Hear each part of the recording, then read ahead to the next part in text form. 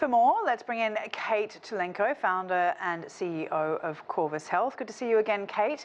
Now, 4 years on, tell us what we know now that we didn't know then. There are a number of things. First of all, is about the coronavirus itself and how to fight it.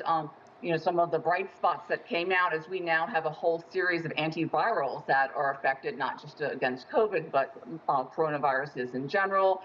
Also, we know more about mRNA vaccines. In fact, we've made the first effective mRNA vaccines and are entering a golden age of vaccines. In the next year or two, we'll see vaccines against herpes and vaccines against some other viruses and also potentially against cancers using this technology. On the negative side, some things that we've learned is about the misinformation and how so many people just don't trust science, don't trust their neighbor, and that COVID just helped this trust bloom.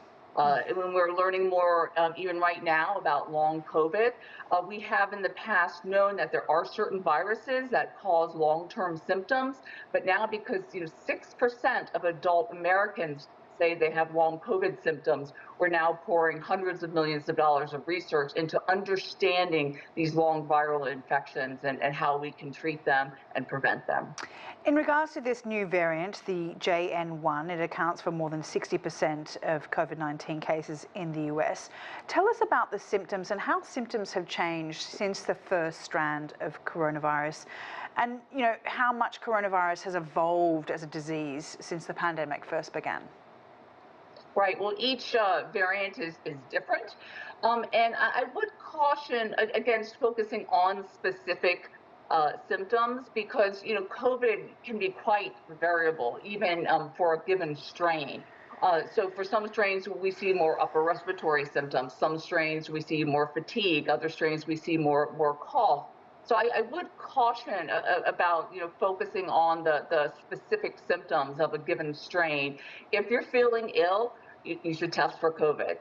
Given that, the percent positive rate in the U.S. is 11%, which is actually, pretty high for what's not a pandemic anymore, we really need to continue to urge caution. You mentioned vaccines and how they've progressed. Throughout the pandemic, many countries have struggled to get access to vaccines.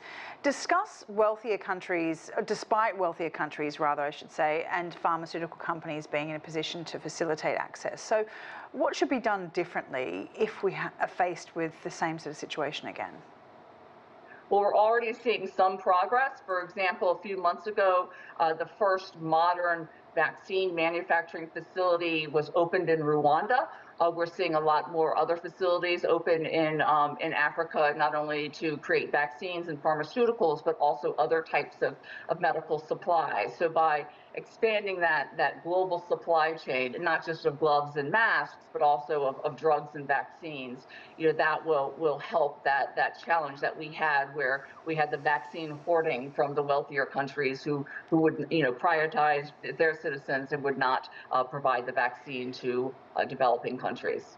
The pandemic has proven to be a disaster for human rights in general. Human Rights Watch says the US Center for Disease Control and Prevention has given up on any sense of equitable protections.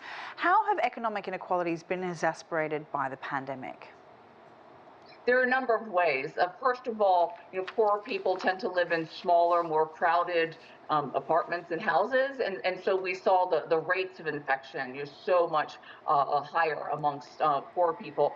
Also, the deaths tended to be higher as well, even once they were infected, because lower income people tend to have more chronic disease, diabetes, high blood pressure.